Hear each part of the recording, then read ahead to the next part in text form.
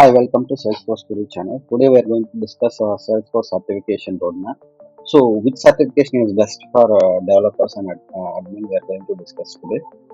So, if you are a developer, currently you are working and you are planning to do some certification which is best suited for you. So, first you need to start with the platform developer one, PD1. So, once you are able to complete this PD1 certification, so go for platform developer 2. So, PD2. Once you able to complete the PD1 and PD2, and if you are someone who is working in LWC Lightning Web Components, so then JavaScript developer one is the best suited for you. And if you are someone who is working in CPQ models, so then you can go for the industry CPQ developer. And if you are a administrator, and if you are planning to take a certification, so it's better to take the first administrator certification. And once you are able to successfully complete the administrator certification, so you can go for the advanced administrator certification. So thank you so much.